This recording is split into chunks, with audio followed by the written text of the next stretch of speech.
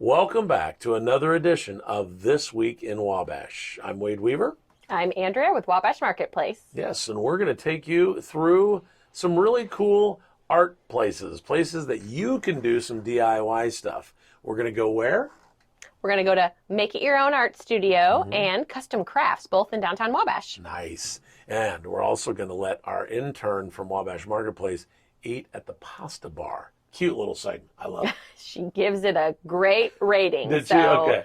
You'll have to tune in to see what she says. Plus, you ate outside, and the days have just been so beautiful. I know. Take this advantage weekend of is that. supposed to be 80 degrees. Yes, take advantage of that. So, also take advantage of the farmer's market because this is it. Last call. Yeah. Are most of the vendors still there then? Oh, yeah. And they switch out seasonally. So Okay. we do 2 seasons, essentially, of the farmer's market. The first half of the year is when you're planting your own garden and growing your own vegetables. And it's kind of the middle of the season when the corn starts to be peak season. And then now we're moving into the pumpkins and the flowers and just all of the things we love about fall are at the farmer's market. But this is it. It's cut short about 3 weeks this year. It usually was that third Saturday in October. Yeah, we're actually doing something a little different this year. Okay. We are ending in September for the Saturday markets, but any of the vendors are welcome to come to our First Fridays throughout the rest of the year and set up a booth and have a little bit of a different market audience there. That'd be cool. We'll have more information on that next week for First Friday. Definitely. But right now, let's go ahead and visit what's happening out at White's family. No, what is it? Residential and family. I always get it wrong. White's Family and no, now you can See, I've got you confused. White's Residential and Family Services. I'll let Danae Green tell me exactly what it is. I'll see if I can get it right in that segment. Let's check it out. On This Week in Wabash, we get the opportunity to speak with Danae Green. And Danae, it's nice to have you. Yes, thanks for having me. This is awesome. Appreciate this show. From White's Family and Residential, White's Residential and Family Services. How about I did it? There you go. You did it. That was great. Okay, good. All right. And then maybe we'll just throw out the Compass Rose because somebody asked me the other day, they said, okay, have they changed the name to Compass Rose out there? Can you just tell us real quick what that is? So we have a lot of programs through White's. So we have our White's Residential program that serves about 100 kids on campus from anywhere in the state of Indiana. Most of those kids come through DCS and probation. And then we have our foster care program that we have 6 offices around the state.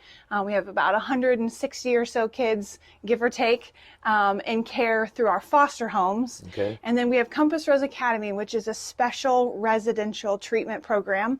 But those young ladies do not come from the state through DCS or probation. They come from parents who are seeking care for their kid in crisis. And so it really is about serving families and young ladies ages 14 to 18 from anywhere in the country. Wow. I know you're not very old, but there have been a lot of changes just since you've been around, have there not? Yes. Well, and I was lucky enough to be a part of kind of starting Compass Rose about 7 years ago. Nice. And so to see where we are today with building new facilities out there and for that program and just to see where that ministry has taken off is really an incredible process. And I've been lucky to kind of be a part of it from start to even now and where it's going. Well, I've been hearing you on the radio a lot. There's a concert coming as a fundraiser. We're going to talk a bunch more about that here in just a little bit. But I do want to talk to you about how COVID has affected the White's Residential and Family Services. Yeah, well, I mean, just like everyone, it has just been an experience. I think that we all will look back and think, how did we do that? And what I think has been fascinating and what I've been kind of just thinking through from White's perspective, though, we've been around 170 years. Wow. So Josiah White came over on a horse and buggy ride in 1850 from Pennsylvania, chose Indiana, partnered with the Quaker churches, and bought the land off the Miami Indians and said, this is going to be a place where kids and families can heal and be helped. So that was 170 years ago. And the reason that matters today for COVID, though, in my opinion, is when you think about that history, what White's has had to withstand and overcome and persevere. I mean, world wars, I mean, the Depression. I mean, think about the things that have had, that have happened in our world, that have, affected whites, but whites has always withstanded the test of time. Oh, yeah. And I truly believe, that was a God ordained facility in place 170 years ago. Like God had a vision and had a plan for that land. And he gave that to Josiah White, and he did what he had to do.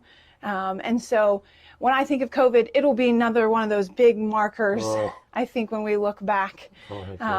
But more than anything, I think it's our incredible staff. We're 24 hours a day care, 7 days a week, whether that's our foster parents in the foster homes providing that care in their home, or whether that's our house parents that are on the front lines with kiddos in the cottage during a pandemic, and their lives were drastically changed. And our house parents truly are just incredible people that stepped up and managed care. Talk about a calling. Talk about a calling. They're not getting rich. No, I'm getting goosebumps, really. And so when I think about COVID, I think about those heroes of staff that put in just insane time and effort, and had to do residential care and foster care that's difficult already. I mean, it is difficult work. And to do it on top of kind of the restrictions and some of the things that came through COVID.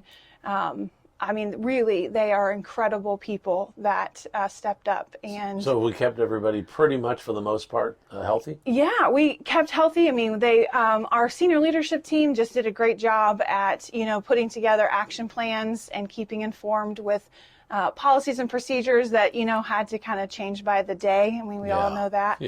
And so we did the best that we possibly could with the information we had at the time we had it, and really came out in a good place. I mean, obviously things, there were effects. I mean, certain fundraising things didn't go the way that we thought they might go, but we still saw incredible blessings that we had no idea were in store for us. So even though some of that changed, we still just were blown away by people and their dedication to our ministry. So wow, and we did a thing last year, I think. When did the garden center open out there? So It's May. about 3 years? Or? No, May would have been our first birthday. Oh.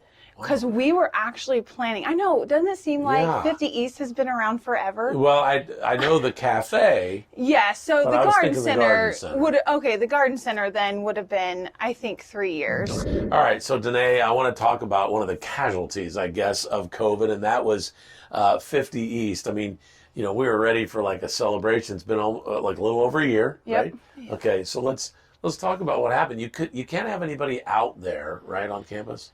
Well, technically, like within the residential area, like other than approved visitors, and we're back to allowing students that can have family come in, because, there for a while we just kind of had to halt all interactions to some degree, other than those that were providing care and trying to limit the spread and all the things. So 50 East really then kind of had to lay low, obviously, during that time. We were thankful we got some waivers from the state through our DCS and licensing stuff that, it's just different. We're not a normal garden center and cafe. Right. Others were, an essential service and could be open.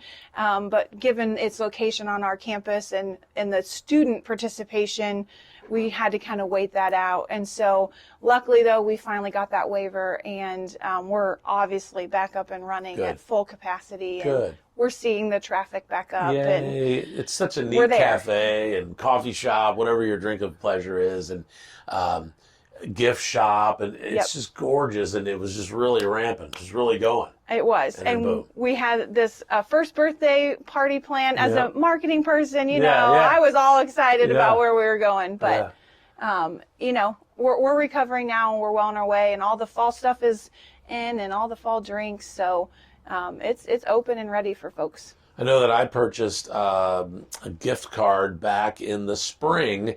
I wasn't able to go out there, but you could get it delivered to Southwood High School or something? You guys had a really cool thing. Yeah, so we once again tried to make the best out of it everyone did during this season. Yes. And so our 50 East and Garden Center staff just did an incredible job at trying to make that work for folks. And so you're allowed to call in and then pick it up at 50 or at Southwood, because once again, we weren't allowed to have people on Right. campus at the time. Now, can people go to the greenhouse now, though? Yes, the greenhouse Okay. in 50 East is completely open, and we're able to have the public in that facility. Folks, if you haven't seen the greenhouse, I don't know where you've been for 3 years, but you're missing out. And what a cool story of that whole thing. Try to find out more about the greenhouse, if you would. Maybe we'll have another story sometime on This Week in Wabash.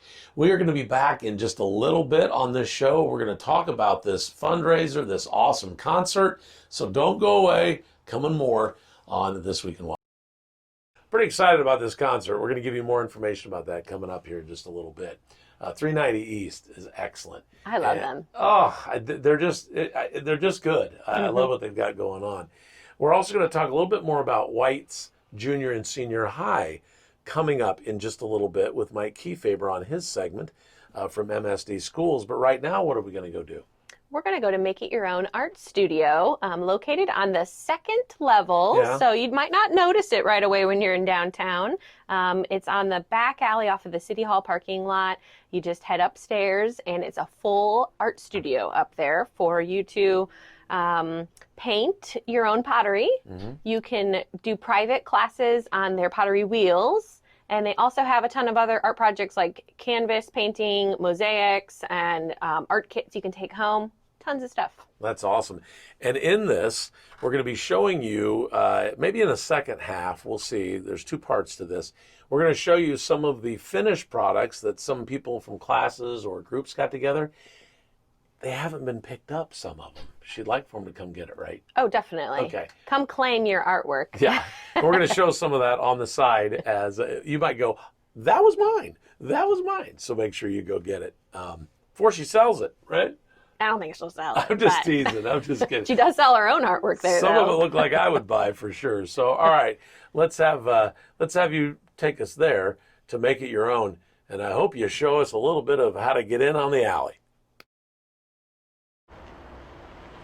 Hey, it's Andrea with Wabash Marketplace. I wanted to give you the exterior shot of Make It Your Own Pottery Studio so that when we go upstairs, you can see this is the angle that you'll be looking for when you come down. This is the back alley, like on the other side of Pizza King and the other side of Borders and Beyond. They're closed today, but they're giving us a behind-the-scenes look at everything they have to offer in the art studio. So we're going to take the journey up the stairs together, so that you don't feel lost if you try to come and aren't sure where you're going. So they're upstairs. There's signage to lead the way. Make it your own.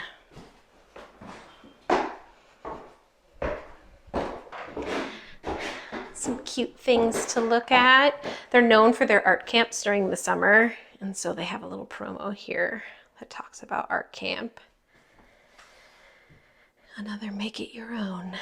And along the stairs here, they have all the handprints of the students that participate in art camp. And then once we get to the top, we are in the second floor art studio for Make It Your Own. So we're upstairs in the art studio for Make It Your Own, and we're here with the owner, Karen. Yes, hi. So thanks for showing us around today. I'm excited to tell people there are a lot more things to do here than just painting your own pottery. That's right. You have some canvas workshops. You have a pottery wheel if people want to take some classes. Yeah. And you host a lot of birthday parties too. So Yes. let's talk first about the Paint Your Own Pottery selection. Okay. So these are the items that I order in, and a lot of people think that I actually make them through the mold, and I do not do that. That's a lot, very time consuming. But so these are some of the items, and you can see we have lots of them. I have over 75 different items that you can choose from. Oh, wow. So when they come in, they're white, and that's called bisque, and then you paint it, and it's fired, and it gets shiny and bright. You come in and you pick your paints out. They're called underglazes, and you put either 1 to 3 coats on, depending on the look that you want. If you want the lion to be, kind of translucent, showing through, you only put 1 coat on him, but he's pretty dark. So he you goes can from see before. bisque wear to finished product. Yeah. So what and I've after. discovered going through it is that sometimes the glazes don't look like this color That's when you're correct. putting them on. And so it can be a little deceiving in the process. They look a little pastel-y, and it really does kind of throw some people off. So I try to tell them, I promise you it will be bright and shiny when it comes out of the kiln, because it does go and it gets fired to almost 2,000 degrees. So it kind of locks in that the chemicals and all that wonderful science part that I don't want to get into right now and scare people away. So anyway, It's very scientific. Yeah, it is very scientific. So you come in and you pay for the pieces, and we have a studio fee on top of that to help cover the firing and the glazing and the brushes and all those other expenses. So we have lots of birthday parties, lots of kids' birthday parties. You can see that we have, well, I'm not officially Nemo, but it is a clownfish. We have llamas, we have dinosaurs, elephants are extremely popular. I can't even keep them in stock right now. Balloon dogs are very popular. Unicorns, I don't even have to say anything about that. I think we know the unicorn world that exists. Owls are just crazy popular. Oh, I even see a mermaid down there. I was about to say, the only trend you're missing now is a mermaid. No, mermaid, no. and I even have little fairies over there. And I got a different elephant. He's not quite as popular, but he just came in, so I'm sure that he'll take over. And then somebody wanted hedgehogs. Go figure. You never know. I definitely agree with that decision. You do? Yes. You like hedgehogs. Okay, so there is a hedgehog trend going on.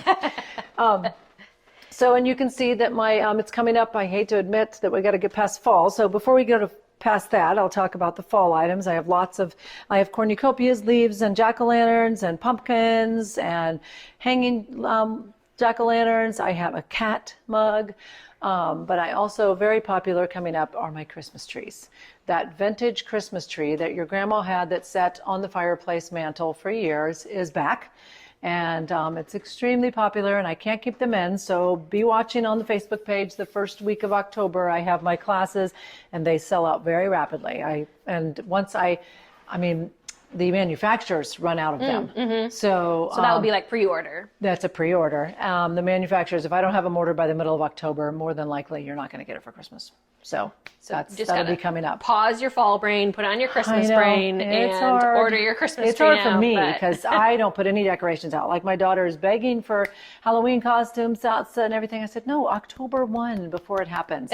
Same thing I do. But before we know it, though. I know. It's really close. It's really close. So people will come, they'll pick out their bisqueware. So if I was picking out this unicorn, and then my next step would be to pick out the glazes. Right. And so you'll help me pick out glazes that look good. And there's a wall over there that has all of the glazes already fired, so you can see what they'll look like afterwards. And like I said, the glaze itself, when you put it on the palette, it's kind of pastel-y, so it's kind of deceiving. But it becomes very bright and shiny. And then you just dip in a paintbrush and then decorate it any way you want, and then you leave your project here to be fired. Yes. And then it's ready in a few weeks. Yep, it's perfect.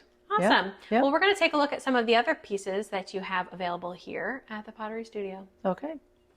Well, so now we've moved to the pottery wheel area where I give private lessons, and we do both hand building clay workshops and workshops on the wheel.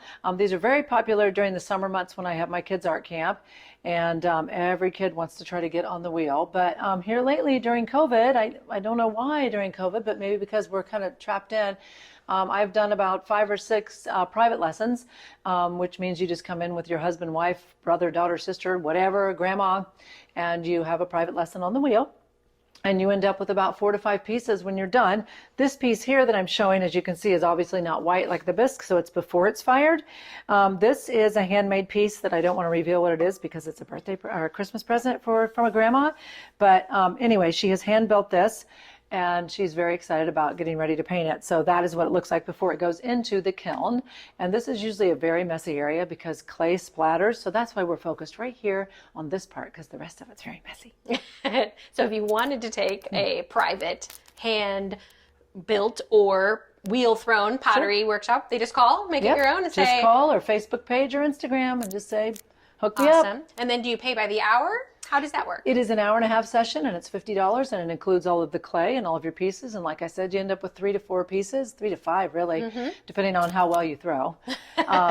And so if you break that down, you go buy a piece of pottery. You cannot buy a piece of pottery for under $50, and you get 3 of them that you made yourself. Awesome. So, well, I love that we have this option in downtown Wabash. Not a lot of people think about it, that this is something that they could just pop up and do sometimes. So I know you still have more opportunities for what you can do at Make It Your Own Art Studio. So let's go see what else we have. Today on This Week in Wabash, we have White's Junior Senior High Principal, Mr. Mike McDevitt. Good morning, Mike. Good morning, Mike.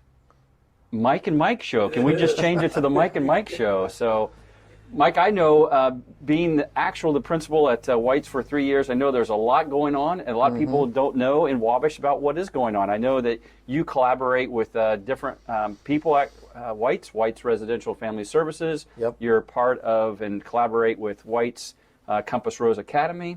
You also are part of our own CAR program, which last week we talked about that with Tanya Boone, and CAR stands for Credit Alternative Recovery Program. And so there's And that's a great name, by the way, Mike. And that is a great name. So I don't know who made that up, but that was great. A vehicle to success. And so you are the principal, so you oversee some of that, and also you collaborate with a lot of people. So I know you from past experiences, and really appreciate you being here at MSD of Wabash. But tell us a little bit about your path to becoming the principal at White's Junior Senior High School.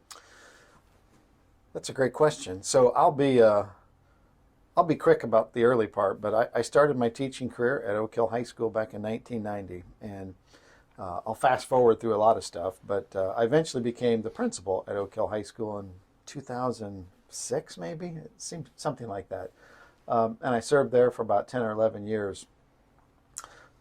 From there, I went to Western High School for just 1 year, but then when I saw the opportunity to apply for an open position at White's, I was really intrigued by it. I mean, I knew a little bit about White's just from living in Grant County for the last 30 years.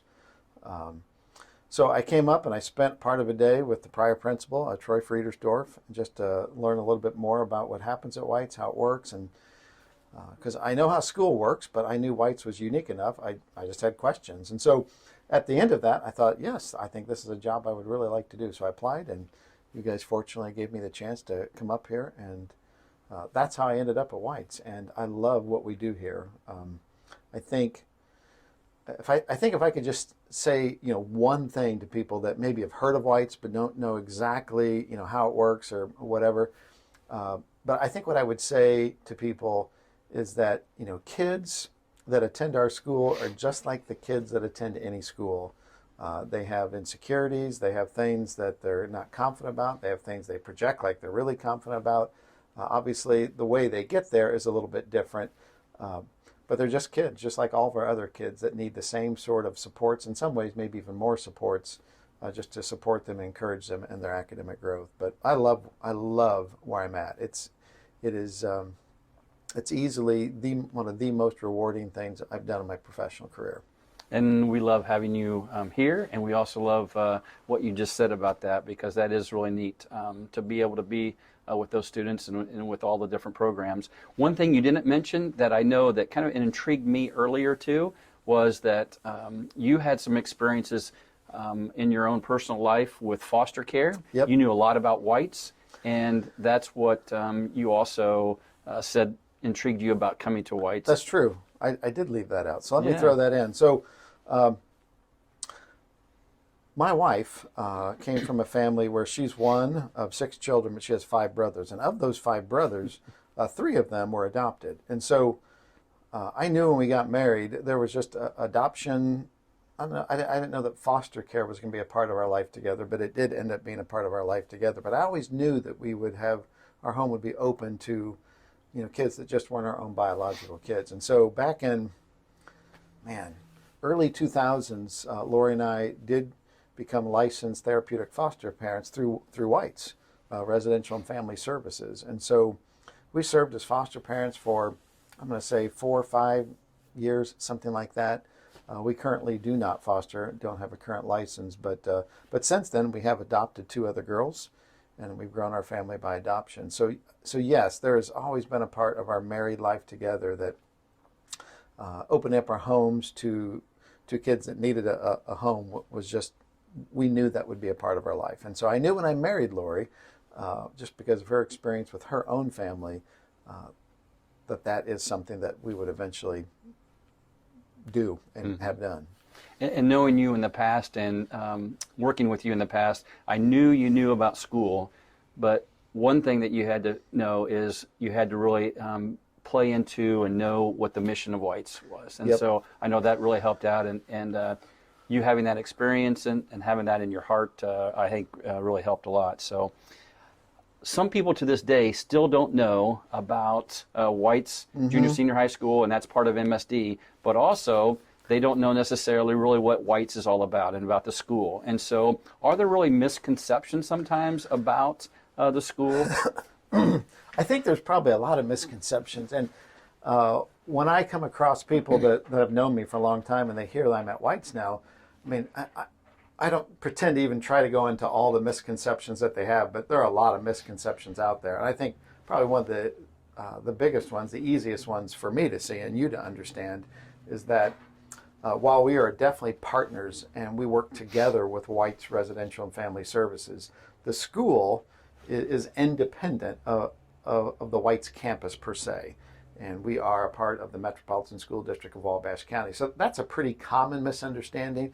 And so it's not uncommon. I'll get people ask me, hey, you know anybody at White's? Because I'm trying to get this done. I'm like, well, yes, I do, but I have no influence over anything they do there. So, I mean, I think that's an easy misconception that doesn't have, doesn't really change our lives. I would say the misconception that I would want to talk to people about is who our students are.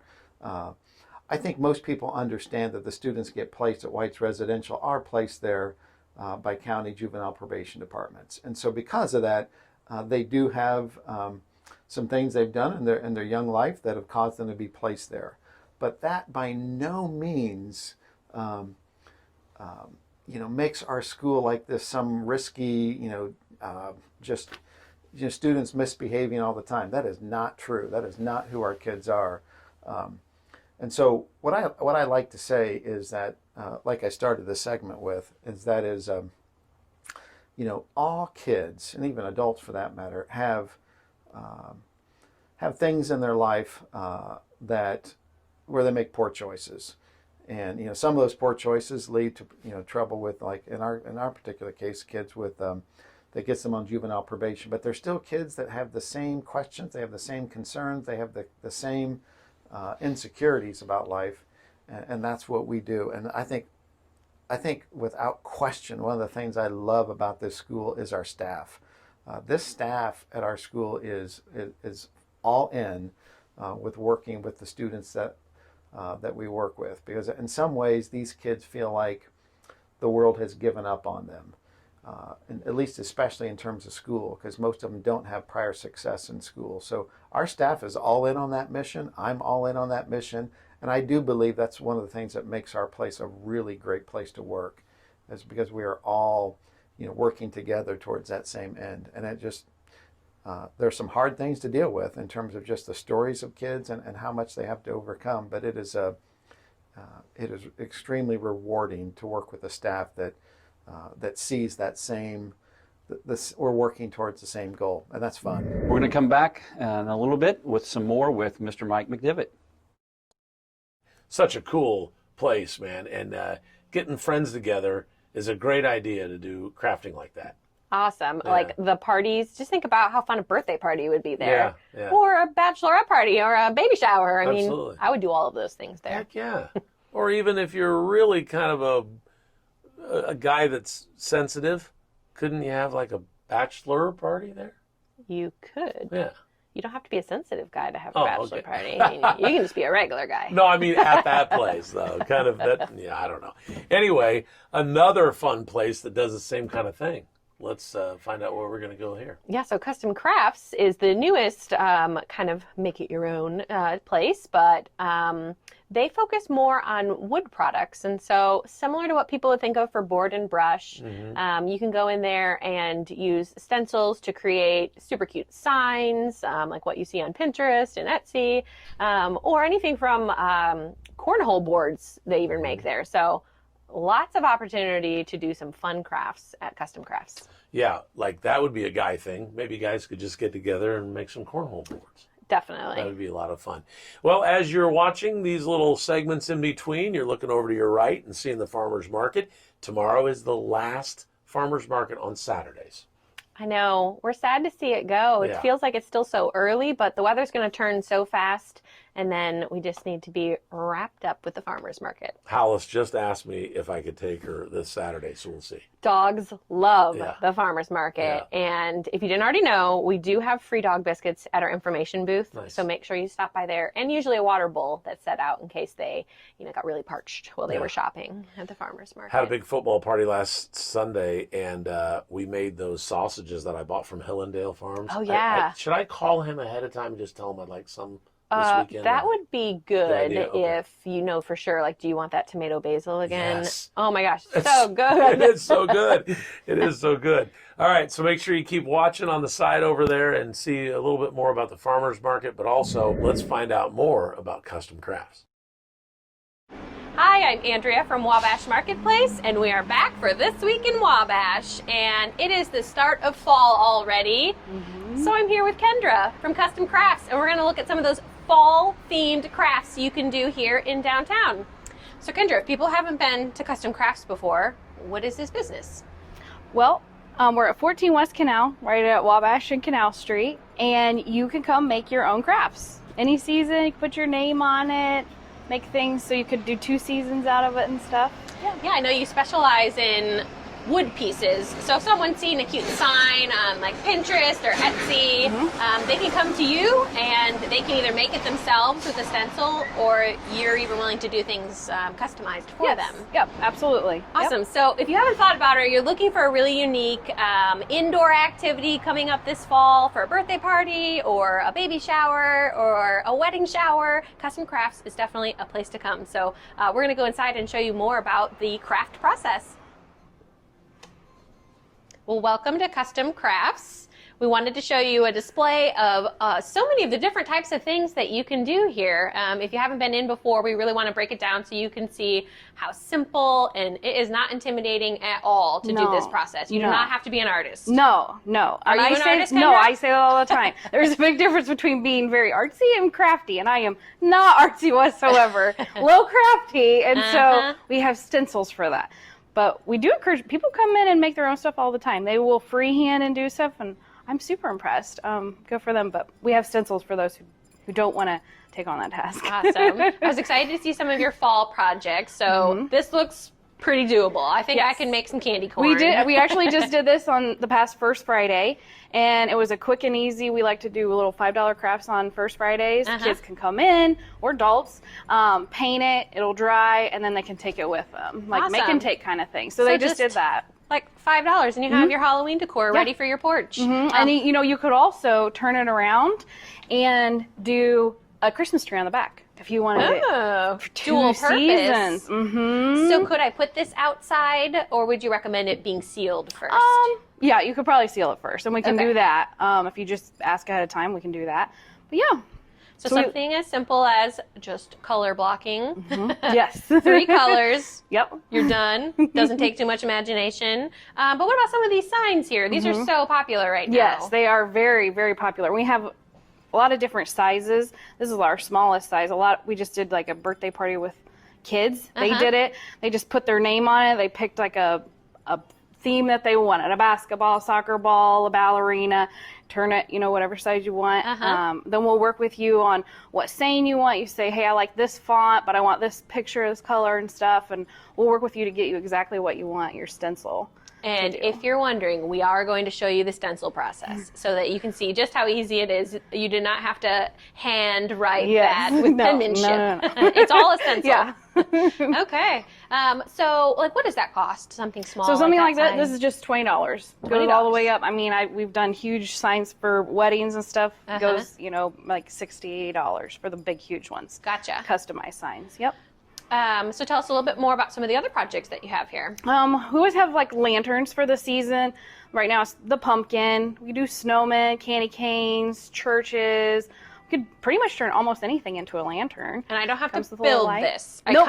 it's assembled. Yep. And I just get to paint it. You can paint it. You can paint it whatever color you want. Candy canes, we have people put glitter on it and stuff. And that comes with a light. Then you can decorate the top if you want. Oh, cute. So does it plug in? Or I see there's a hole drilled in the back so that you can put your light and then plug it into the electricity. Yep. And this is just an example of when people see something on Pinterest or in a store or something like that, they'll take a picture and send it to me and say, hey, can we make this? And this guy came through the door one day and said, hey, I got this bucket, and I saw a picture of it. I want it to say something with camping, then we'll put a light in it, and I want to hang it out at my campsite. And so I said, yeah, let's do it. So I made him a bunch of different ones and let him choose which stencil he liked. We put it on here, and then put a hole in the bottom, and then have a light in it so he can just hang it up at his campsite then. So you make dreams come true here. Yeah. That's what I'm hearing. But we could also take this, we could take this stencil and, you know, I have a lot of people come and just want a stencil. And we'll make it for them. They'll go put it on their barn door. They'll put it on their camper, like the door to their camper and stuff like that. So we saw a lot of stencils too. We can do that as well. Customize Awesome. that. Yep. So what about some of the other projects that you have here? This one's pretty popular, just the mason jar, the wooden mason jar. So this is kind of like a September one. Now this was drawn freehand. So a mixture. And then the stencil down here at the bottom. You can put whatever you want. We have snowmen. You can put your family name on it and stuff. And then a lot of times people like to do two sides.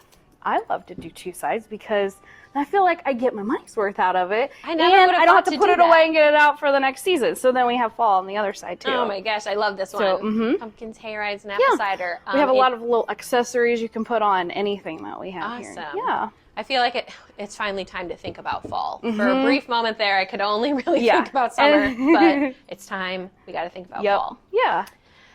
And the same with like something like this, where we have this in the window right now with the fall theme. Have a lot of different ribbons you can choose from, bows, accessories, and stuff. But then also, you can turn it around. Have Christmas ready too. Awesome. So yeah. So they don't have to bring anything. They don't have to bring No. ribbon. They don't have to bring that hardware. They don't have to bring a screwdriver. Yep. I mean, you'll provide all of everything, and it will be ready to go for them. And the best part, what people love the most, is we clean up the mess afterwards. They just leave it. I'm like, just leave it on the table, and then we clean it up. The best part. I know. If anybody craps at home, they know Yeah. for sure that the cleanup is the hardest part. But Especially the glitter. I hear you there. But your shop is beautiful in here. Thank you. Nobody has been in since it's been kind of reinvented as this like rustic farmhouse vibe. It's a beautiful place to do your projects too. So thanks. I'm excited to transition and look at the stencil process so that we can show everybody just how easy it is. Yeah. So this piece looks like it's already done. It's ready to go. So what are we going to stencil? So, like I said, a lot of things we like to do two-sided so you can get two seasons out of it. So this one, a nurse could sit on her desk, but maybe she's kind of bored of it. So we're going to do a Thanksgiving one. So what we would do, turn it around, and we've had like snowmen, we've done scarecrows and stuff like that. So we're going to turn this one into Always Be Thankful. And you can turn, so that one was 1, 2, 3. You can turn and make it on the side, put them like this, you know, you can put them. Super So different customizable. ways. If you had a little snowman, it'd be like a hat, you know, if you did that. So we're going to work on this one. I already have these two done. So you're going to have a stencil.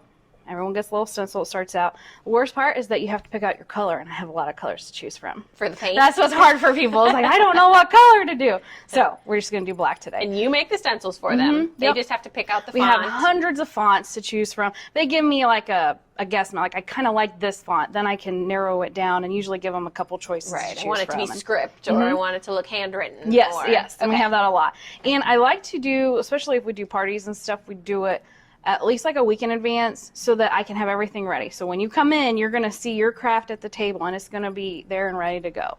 All you have to do is just pick out your colors and That stuff. makes sense. Yeah. So we want it to be easy and fun for everybody. So let's see this. Yeah. So we'll take the stencil and take off the back. It'll be nice and sticky. And you'll put it on your board. I just picked black. That's my favorite. That's my go-to color. I really like that. And then you're just going to paint in. Where it was white is where you're going to be painting the color. So that's what's going to be color. So you're just like stippling in with a sponge brush. Yep. And it's basically just filling in the lines. And that's what we're doing. Yep. Looks like a little mess, but it's like magic. We'll take it off.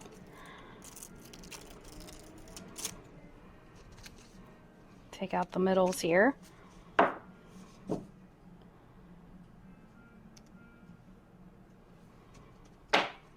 There you go.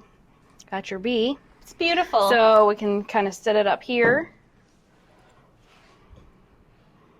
And if you want to keep, you could take the string off if you wanted, but if you want to keep that string on there, and then you got your two sides. Always be thankful. Yeah. We'll make your appointment if you want to do a big group party here at Custom Crafts, or if you just want to come in and do a one-on-one craft. Call Kendra, set an appointment, and come downtown and be crafty. Back with Danae Green on This Week in Wabash from White's Residential and Family Services. That is correct. I did it. You did it. Messed up the first time. I did it this time. At least I didn't call it like the 107-year-old name or whatever. Correct. We're not even going to say it anymore we're not because gonna we're say moving on. We're moving on. But we didn't talk a whole lot in the first segment about fundraising. I know that there's different ways that you have to do the fundraising. Before we get into the concert, which is a fundraiser, tomorrow night is a big, big concert. We'll talk more. But let's talk about fundraising. How are some ways or all the ways that you get funding for this amazing program you have out there? Yeah, so I mean, we have incredible business support from folks that help sponsor us through our business and corporation sponsorship program. We have foundations that also participate through grants and all of those great things. Churches participate in incredible ways, not only from just supporting our foster families and allowing us access to their churches to speak about foster care, but they also support our spiritual life program in a lot of ways. And then the one of our main is just individuals who have learned about White's, experienced White's somehow through family, friends, or their church, and have become personal donors. Gotcha. So those are kind of our big ways that funding comes to us. Well, you talk about mission work, and especially local missions. I mean, and not necessarily just helping out the local students. I mean, they're from all over this part of the country, right? So Compass Rose, yes, our students come from anywhere in the United States, and then our foster kids and our residential kids in the White side of the program is all typically Indiana statewide. So, but wow, again, like I said, talk about mission work, because you're really reaching these. I don't want to call them troubled, but just kids that all of us have issues. Okay, all of us, every one of us. Yes, we do. But just reaching them and giving them a good God story. To talk about, right? Yeah, I mean, really, our kids. I just think about their kids and families that are just in a crisis point. Sure. And there's a lot of factors that can lead up to that point, but there is obviously a situation or some circumstances that collided to where they are being placed in our care or with us for some reason or another. And, our exist statement out at White's is we exist to offer hope and transformation through Christ to children and families. Nice. And that is really what we're about. And we do that in a lot of ways, whether that's our vocational program, whether that's our clinical and mental health services, or whether that's our staff just mentoring and being a part of their lives, or our foster families who are opening up their homes. But at the end of the day, we do all of that on that foundation principle of just we believe that God is who he says he is. Yeah. And that he can do and perform miracles and change lives. Well, we pray that this COVID didn't cause more situations, but they're saying that it definitely did. So. Yeah, I think the kind of the story is yet to be told on our end a little bit. Now that school's in session, I'm sure things will start to kind of come to fruition about whether or not the predictions are right or not.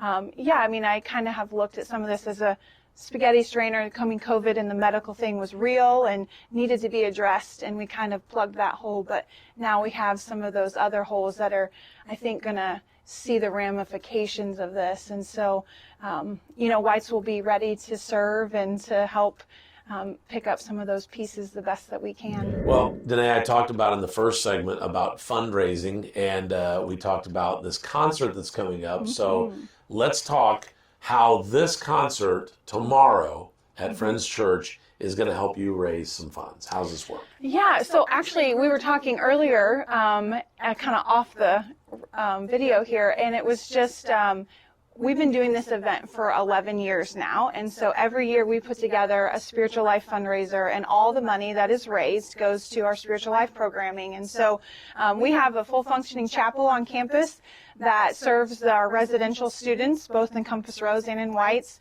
We do services, kind of student-led services 2 days a week and then on Sunday. And so they have access then to pastors and youth group type functions. And every student that comes into our program now gets a Bible with their name inscripted on it. And so all the things, though, from that church program is funded through private donations. Okay. And so this concert is our biggest fundraiser for that program.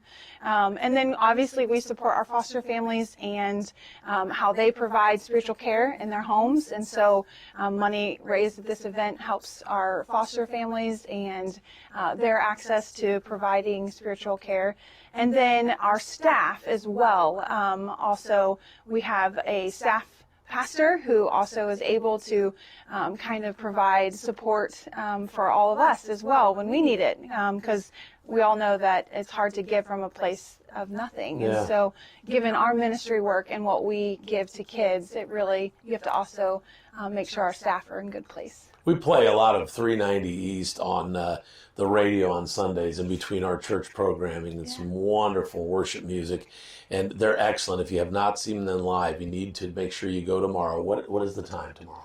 It is 2 to 3:30 Okay. At Wabash Friends, and it'll be just a normal concert. You'll also hear some ministry testimonials from former students. Oh, wonderful. And a current student from Compass Rose and a local foster family that is currently serving now with our Wabash office. And so you'll get to kind of hear their stories and learn a little bit about that true impact that it has had on their life. Now, we said it's a fundraiser, but it is free of charge, just a free will donation, right? Yep, it's a free will donation and it's free of charge, and we would love for you to participate in that way, but honestly, we also enjoy 390 East, Right. and would love for you to come and hear their worship music and join the community truly in a day of worship as well. That's great. Again, it's tomorrow at First Friends Church, September 26th.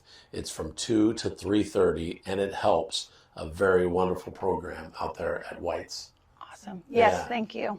Awesome. Thanks for Danae to stop by and just share what's happening out there. You know, a lot of people, it can be on an island for some people, but you really have done a great job of getting the community involved, and success stories are amazing out there. Yeah, I get the privilege of kind of working with the folks that are speaking at the event ahead of time. And so I got to meet a young lady that you guys will all get to hear her story. She's 10 years out of care, and just her stories were incredible. And she's now a software developer down in Indianapolis, so doing incredible work as well as a 26-year-old adult. Awesome. Very good. Thank you so much. You're welcome. All right. We'll come back with more right here on This Week in Wabash. Very, very good stuff. I mean, there's a lot of information there.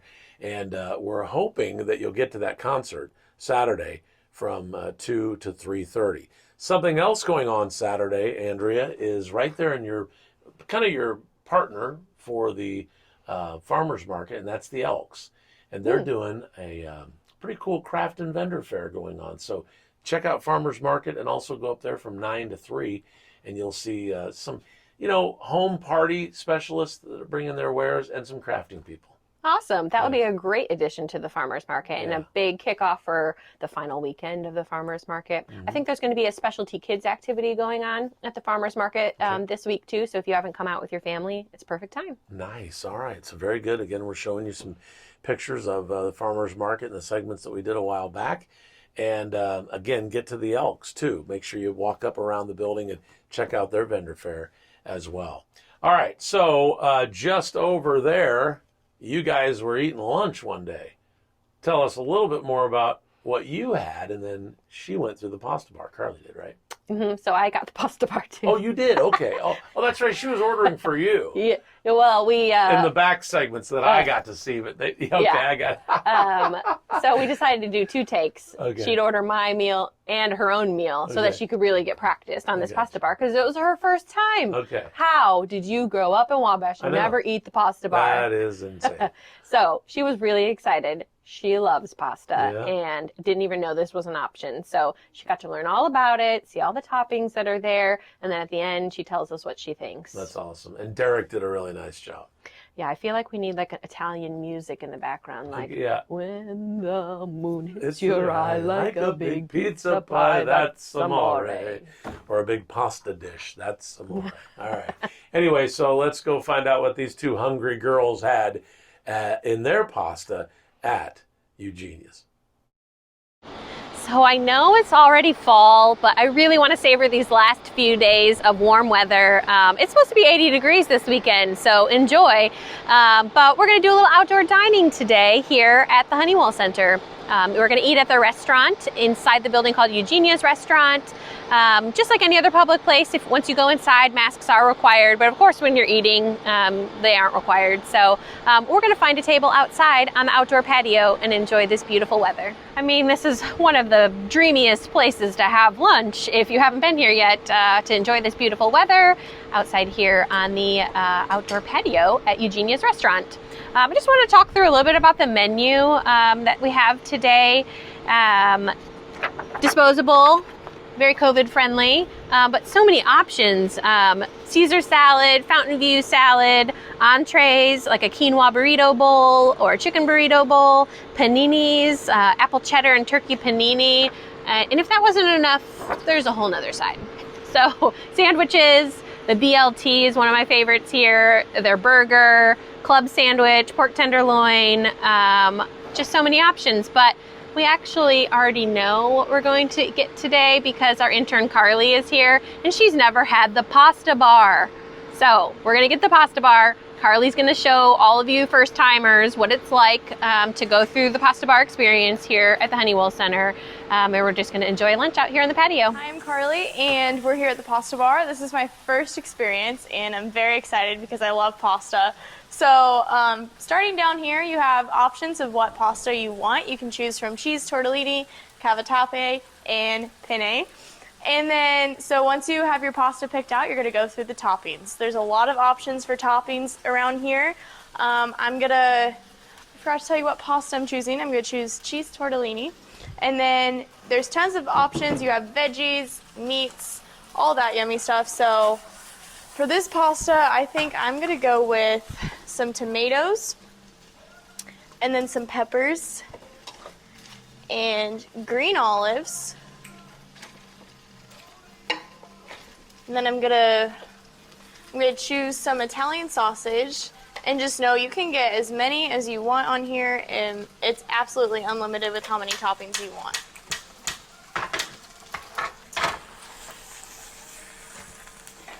And you can come up as many times as you want. It's unlimited. And you have your choice of Alfredo, marinara, pesto, or you can mix both sauces, which is really good. And what kind of sauce would you be going with, ma'am? We're gonna go with marinara for this one. Okay. And would you like a breadstick as well? I would love a breadstick. Okay. Sounds so good. I'm so excited to eat it. Like you said, you can come up as many times as you want, so you can fill up on more of that yummy pasta if you aren't done being hungry yet.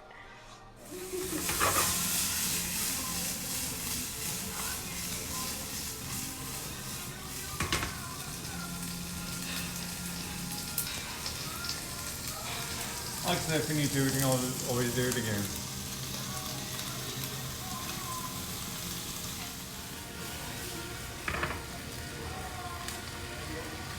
So Carly and I just had our first pasta bar experience. Well, it wasn't my first, I have to say.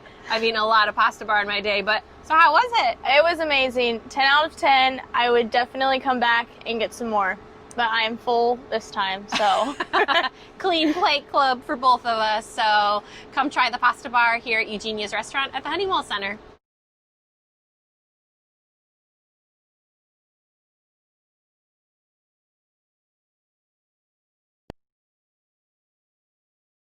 Welcome back to This Week in Wabash, and we're here at Wabash Middle School, Wabash High School, and I'm Jason Callahan, Superintendent of Wabash City Schools, and I'm here with Colton Sellers, a student at Wabash Middle School, and our guidance department, Amy LePage and Randy LePage. And we're here this morning or this afternoon to talk about College Go Week and all that we do at Wabash City Schools to grow college going identity and provide students opportunities to be exposed to different types of colleges and ways and avenues to be able to get to those colleges. And so I think I would like to begin by saying, you know, at Wabash City Schools, we talk about building a legacy of opportunity for all. And by all, we mean all students. And so when we talk about college, we're not just talking about 4-year institutions, we're talking about 2-year institutions, trade school, and also enlistment in the military. And so we talk about the 3 E's: enrollment in college, employment at a living wage, and enrollment or enlistment in the military. And so this week, throughout the district at OJ Neighbors and Wabash Middle School and Wabash High School, we're doing all kinds of activities to build college going identity. And so I'm going to start off by letting Colton maybe talk a little bit about what activities he's done here at Wabash Middle School and what impact that has had on him. Colton. Some of the activities that I've done are, we just did today a career test where it told you entered different personalities and it asked you questions, and then it told you like if you wanted to be in government or like in a counselor position and things like that. And it was actually very interesting because I did learn that my thing said that I wasn't supposed to be in the military, that my personalities didn't fit that I would be in more of a administrative position, that they are not very, but they helped me discover what I wanted to do.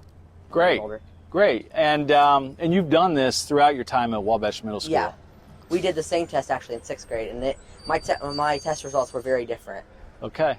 Yeah. So as students continue to grow and develop, they learn more and more about themselves and what their interests and skills are. And so that's great. And Colton, do you have a 529? I do, yes. Yeah. And so do you have future plans? Do you know where you're going? I do not actually know where I want to go to college yet, but I do know that I wanted to be a state cop, but then I decided I wanted to be a Indiana conservation officer. Wonderful. Any reason why specifically? Because I love the outdoors and things, and when you're and wildlife and stuff. So when you're a conservation officer, you can be part of the outdoors. You can be on the lakes. You can be in amphibious vehicles, different things, and then you can also patrol in campgrounds and stuff like that. So you can be in the wildlife, in the nature and everything, but you can still enforce laws with people. Wonderful. And you know, in addition to college savings, one of the things we're trying to do is that college identity or career identity, and obviously Colton has a pretty good idea of what potentially his future job and why he's interested in it. And so my hope would be that obviously that would motivate you to work hard in school and be able to achieve that future career, and hopefully here in Wabash County, right? Yeah. You could do it here? Mm-hmm. Yeah, all right. Well, thanks a lot, Colton. Glad to have you here with us. And Colton's one of our top Apaches here at Wabash Middle School. I asked Mr. Mattern to give us a student who was articulate and would represent Wabash Middle School very well, and Colton, you definitely did that. So thank you. We're also out here today with Amy and Randy LePage, our guidance department team at Wabash Middle School, and they really are behind a lot of the activities and a lot of the things that we do to build that college and career identity with our students. And so I guess I would just ask them what kind of activities, what does this week look like for students at Wabash Middle School?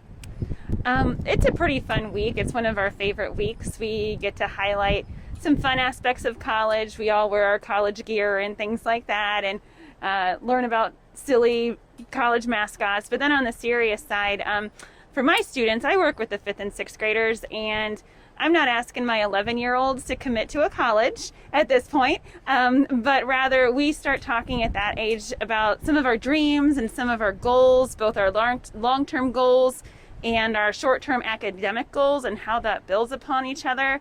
We also start to look at understanding the differences between different education levels, what the differences between an associate's degree and a bachelor's degree, and where different directions of education and degrees can take our students.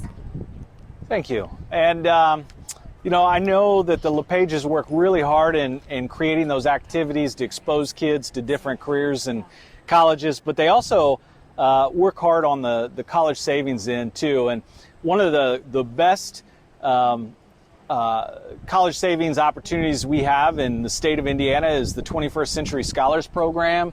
And Mr. LePage, I know, works really, really hard every year to get all our parents to apply to the 21st Century Scholar. There's some financial qualifications, but we try to get as many people as possible so that we don't miss anybody in that 21st Century Scholar. So, Randy, if you could maybe talk a little bit about that program. And 21st Century Scholar it's a big advantage for a lot of our students. About 60% of our kids will qualify for that benefit, but at the same time, I really got to thank the Community Foundation. They've stepped it up, and they used to pay $20 for applying, but now it's $40 deposit the kids have in their 529 account. So that really helps out in selling the program, and we really appreciate that. But a lot of our students, it is a tremendous benefit, and it really changes their game when they're going to look for colleges after graduation. And Mr. LePage had mentioned the Community Foundation and their efforts to increase post-secondary attainment. Back to about 2012, when we started the Wabash County Promise, the idea was to get every kid a college savings account. And so we partnered with Parkview, and every kid got $25 just for opening up their college savings account. And we increased that dramatically. Well, that goes K-3. And the Community Foundation of Wabash County stepped in and said, let's do something for 8. And so really in these middle grades. And so they started something called the Early Promise Scholarship Program. And I don't know if that's something that either one of you could talk a little bit about on how kids earn money for that program. Our students do a lot of different activities related to that program. There's several different checkpoints. And the great thing about that is that a lot of those are looking at some of the academic goals that they set right now. So they're already starting to see some pretty immediate direct feedback and benefit from setting those goals that we want them to achieve. And our teachers do a lot of that work in the classroom. They do that work in the classroom all year long, and especially in College Go Week as well. They bring in things from their own personal experience. We've got a teacher in the 5th grade that did a Zoom meeting every day this week with a college student so that her students could hear, from the front lines what it's like to have that college experience. So our teachers are setting those goals with our students, and they're starting to feel the impact and see what that can look like for them in the future. Thank you, Amy. And just this week, we were able to release a joint press release with the Community Foundation that at Wabash City Schools, that our current families, our current students in grades K through 4, if their children would sign up for a 529 by October 31st, their child will get $1,000 in their account. All they have to do is sign up for that 529, the Early Promise Scholarship Program, and graduate from Wabash High School, and they will have $1,000 in their account. So I want to thank the Community Foundation. I want to thank our generous donors that believe in our early college programming and in our Promise programming to really shape the lives of our students like Colton and really remove the barriers so that they can truly achieve their future dreams. Anything else from Randy, Amy? Just real thankful for the opportunity to do this and all the class time that teachers have given for us to do that. A lot of these things happen in class time, and they've made creative lesson plans that incorporate all of these values. It really is exciting, and it's great to see all the opportunities that we have for our kids here. Thank you. Right. Colton, you got anything else? No, not really. Just wanted to thank everybody for all the donors and everything, but that's really it. All right. Well, again, Thanks for joining us for This Week in Wabash at Wabash City Schools. Like we've said, we've got a lot of stuff going on and outside the classroom and inside the classroom. So thank you for This Week in Wabash. Make sure you tune in this week and every week to learn what's going on in Wabash City Schools.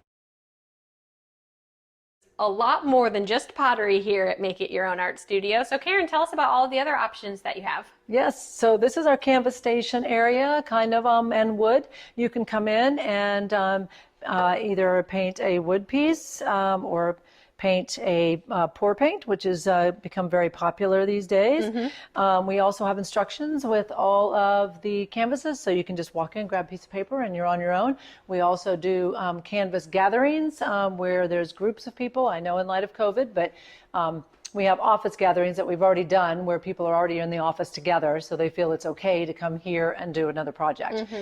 We just had one of those last week. So that's kind of nice, fun to get away from the office with everything. The studio will be private to you. Yes, then. it is private. Okay. Yep. So that is something we do. So you can see we offer canvases and lots of wood pieces to purchase. And we also have the vinyl stamping that you do as well. And that we just are starting these right now. They're going to be kind of canvas kits. And there'll be a kind of like a make and take. You can just take it in a little packet. It will be the canvas size with the paints you need and the instructions to paint one of the items that we have. So that's going to be kind of fun and trying to adjust to the new normal that we have in this world. Right. So that you can do it at home. You can do it at home, or you can do it here. Or you can leave your mess here. Yep. You can leave your mess here and come in. Either way. So the other thing she mentioned was mosaics. So this is a smaller portion of the studio, but once people tap into it, they start loving them. So I have different shapes that you can do. This is obviously the heart shape, but we have black grout and white grout, and we have lots and lots of tile, glass tile and ceramic tile that's all broken and ready to go. So that's kind of a fun, a little more thought processing that you have to do on your own to kind of create it, but it's just another fun option that we have here. Yeah, our kids have done summer camp here before, and so that's one of our favorite projects that comes home. They've done the mosaic, and it's something they're really proud of and can display for everybody. Yeah, because it really, I mean, everything they do is themselves. They pick the colors and all that, so it's really kind of unique. Okay, so we're over here at the area where you have a lot of finished pieces, and you can see how bright and shiny they are. This is kind of our display, but also where we sell things. So I started years ago after a party. There was so much paint left over, and I recycle a lot. I recycle everything down here. I am leaving like zero carbon footprint at the end. I mean, I recycle the boxes and the plastics and everything that comes in. I'm even using my sister's store from 1985 that she ordered the carrying papers. Her Carla's Kitchen's bag, shopping bag, I'm using those when they come and take it away. So I don't buy shopping bags to give to people. I reuse them from the 80s. That's so trendy now. That is very trendy now. You were cool before green was even a trend. Yeah, I was green before green. Yes. Right. So anyway, so after that birthday party, I was tired of recycling the paints back in, and I grabbed a piece and started doing kind of my own little mosaic pattern. And this has become very popular. So I have made them into other, as you can see, lots of different pieces, and I customize those for people. A lot of those are custom orders, and I also sell them here So and at the someone was Visitors Bureau. just looking for a gift. Yes. They could swing by and say, I want to pick something off the shelf and take it to my party tonight. Yeah. Okay. Yep, definitely. Or you can just message me and I can send you pictures of what I have, and we can figure it out that way since we have curbside now. And I believe that Borders carries a few pieces downstairs as well still. So either way, we also, I mean, like this is my new thing that I'm starting to do, my Indiana, obviously I Heart Wabash. So that's available. And we do lots of the ornaments for the holidays, which are great gifts for people that have gone away, but they still have Wabash in their heart, as we all do. And then that brings us to Kids Art Camp, which is 2 weeks in June, and it is so fun. And we kind of adjusted this year, and we allowed only 12 students per week, which is usually up to sometimes 35 or 40 students. Right. So it was an adjustment, but we survived. And the kids actually stayed in their own little quadrant. They each had their area. and they didn't really move, but all their supplies that they had were their supplies for the week. So it turned out great, and they loved it, and they want to come back even with masks on. And for being as young as they were, they all held their masks on great. So are we thinking there might be an additional opportunity for art camps? Yes, I've been asked several times to do something during the fall and Christmas break. So the fall break will probably just be a one-day, couple of hour camp. But during Christmas, I'll probably have a few day workshops that you can get in touch with, either kids or adults or family gatherings. But that's something I haven't really talked about is during the holidays, when you have family come in, you don't really know what to do with them. You can book a private event up here, and you can do whatever you want. You can do canvas, the bisque. We could set up things on the wheel, a slab workshop. So that kind of attracts a lot of people. They're very happy to get out of the house with lots of family that comes in that they're getting really fed up with, and it gives them an option to come up here. And you can even bring your own food and beverages up here. So it's kind of like in a place away from home that you don't have to have them all there, but you can have a gathering. So, it's great for so many ages. That's the part too. You can have from little kids all the way up to the grandparents that want to participate. Exactly. There was a family that used to gather here the Friday after Thanksgiving every year for about 5 years in a row, from 6 to about midnight. And they just kind of took over the place and had their food and had a great time. So. Yeah, my family has frequented here many times, and we even did our family photo shoot last year here, where we just wanted the pressure off of being in our house and posing for photos. So we just came up, painted pottery, and the photographer came in and just snapped pictures while we were doing the process. And that was so great. And when she reminded me of that, I had a chill go up and down my spine. I'm not kidding you. Those pictures were phenomenal. It was really fun. Sometimes my studio, I feel like it's a little messy, but after seeing her pictures, I was like, oh, it is a studio because it looks great in her pictures. It's gorgeous up here. So if you haven't made it to make it your own here in downtown Wabash, we're on the second floor in the alley entrance side. Come here to check out the canvas kits or some of the bisqueware pottery, or even take a pottery wheel class. So thanks, Karen, for joining us. Oh, thank you. Appreciate it. Welcome back, Mike. The audience is now starting to understand a little bit of the difference between maybe traditional schools compared to White's Junior Senior High School. So tell us a little bit more about maybe some similarities and differences of White's Junior Senior High School and traditional schools. You're asking a lot of good questions. That's a great question. I think what's similar is, and we're in school just like other kids go to school. Now, what's different is we're only in school Monday through Thursdays from about 8:30 to 3 o'clock every day. So we're never in school on Fridays, but we also go to school virtually year-round. We start on the 1st of August and we go all the way through the end of June. And that happened prior to me becoming the principal. And the reason we do that is, actually there's probably a couple different reasons we do that. One being, some of our students do get home passes and they'll get chances to go home on weekends, and a lot of times that will start on a Friday. So Fridays are a day where some of the kids just aren't even on campus to go to school. That's one reason. The other reason is, and this is what is different about our school compared to most high schools, and that is kids are placed at White's Residential throughout the year. Some come in the middle of the summer, some come in the fall, some come in the spring, and so they're always coming to us at different places. And so one of the things we had to be able to do is to make the school work is make our school flexible enough that whenever kids came in, we had a place to drop them in and they could pick up their studies right where they left off. And so that means we have to be extremely flexible. And so that also means it benefits us to be in school virtually year-round. I will say our staff really likes the schedule. I think the kids even like the schedule, because I would say there's never a long week at our school. Once it gets to Wednesday, and if it's been a hard week, you're like, well, tomorrow's the end of the week. And so I think for the staff in particular, I think that just helps with the additional potential stresses or challenges of the job, knowing that there's never a long week. And so that's some of the things that make us a little different. The one thing that that we try to focus on is that most of our kids are in a credit recovery mode. Most of the students that come to us are significantly behind in credit. So we do focus on credit recovery. Sometimes we get kids that can graduate with us, and so one of the cool things we get to do is when kids do graduate, we have a monthly graduation program for those kids. There are some months we may not have any graduates, but most months we have at least one, maybe 2 or 3 students that will graduate. And so we get to invite their families to campus.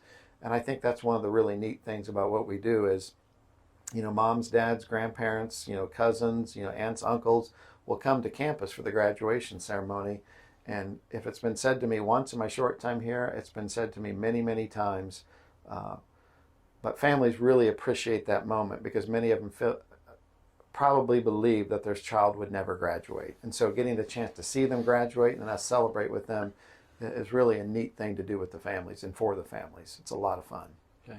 One thing you mentioned earlier, since we're in the pandemic, we use the word virtually or virtual quite a bit. So you said that a couple of times. And so I guess I want to make sure that the audience knows a little bit about what you meant by that, because sometimes when we say virtual right now, we have students that, we have teachers in a classroom, but yet they are at home.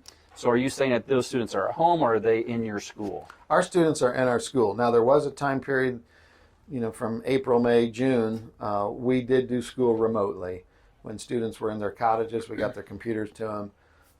But since the 1st of August, we are doing school in person. Certainly one of the things that makes working at White's during the pandemic a little simpler than most schools is our students already live together. They live in the same cottages together. And so whereas for other traditional high schools or other elementary schools, there's more variables at play. For us, it's pretty straightforward because really the staff at the school are the only people leaving campus then coming back in each day. So as long as we mind our P's and Q's, wash our hands, wear our masks, and when we can't social distance, then it really becomes pretty simple for us compared to other schools. Yeah. So Mike, thanks. Just have one other question. So how can the greater Wabash community really support and help White's Junior Senior High School? Yeah. Certainly, because most of our students don't reside in Wabash County. I mean, I guess they do temporarily, and so it's not like the community will know our kids by name.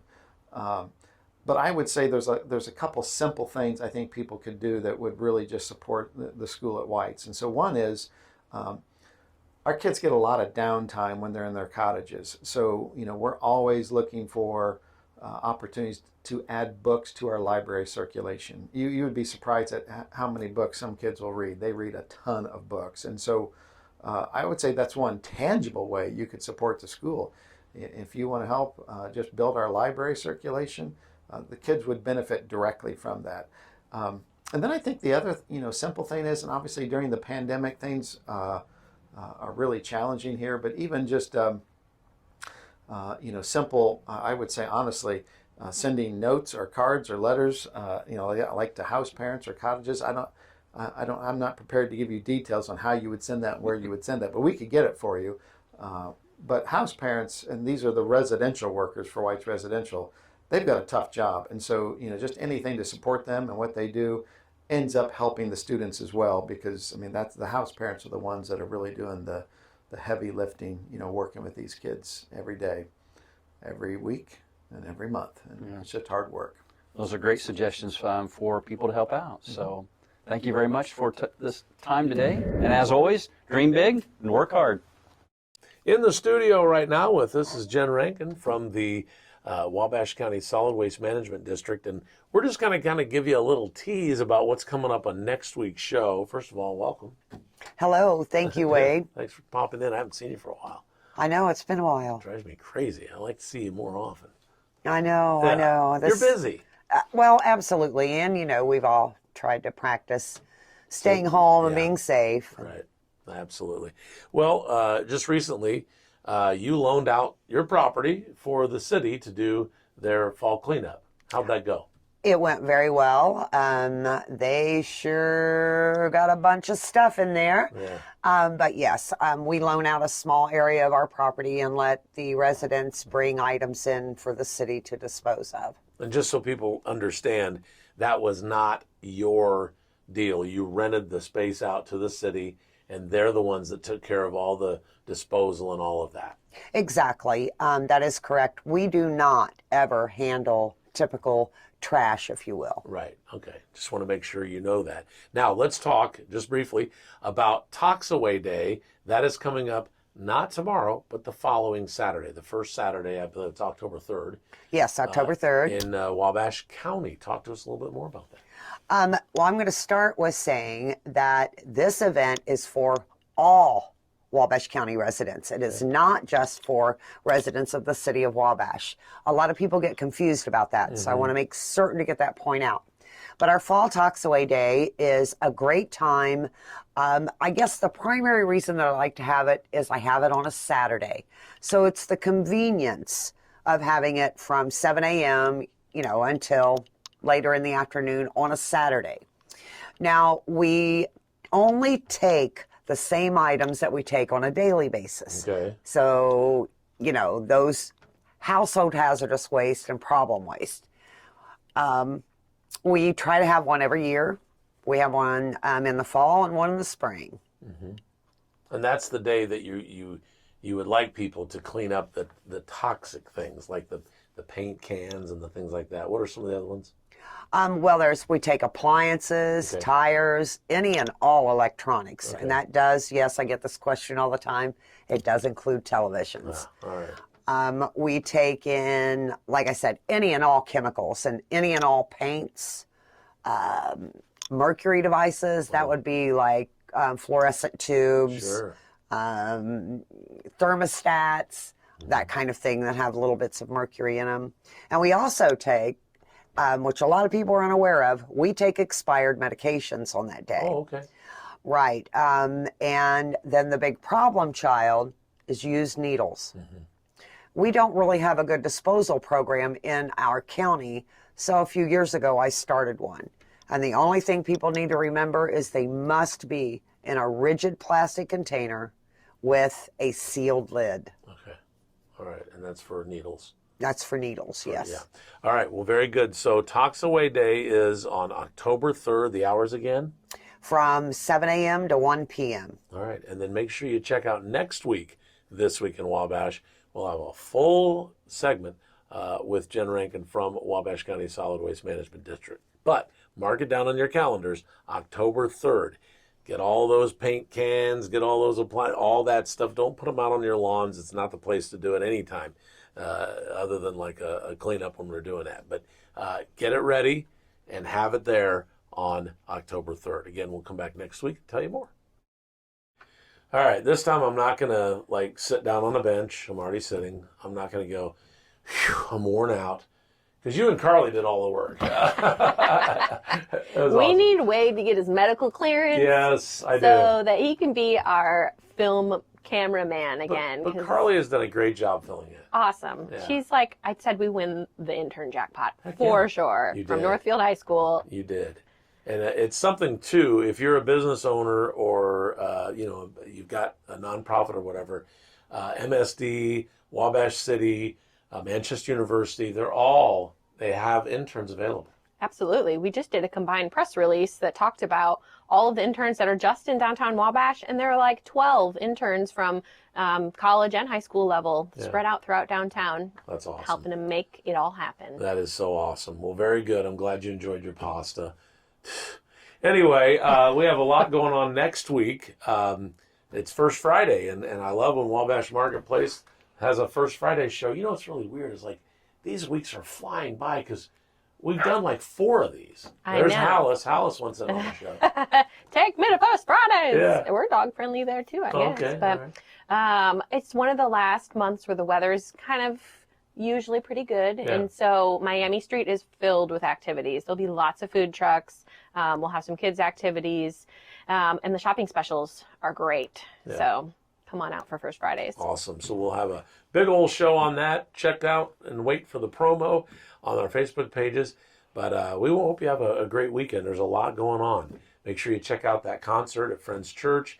The Elks has that craft and vendor show. And, of course, Farmers Market. So, plus, we're going to learn a little bit more about all of the, or some of the downtown merchants in that First Friday show. It's going to be fun.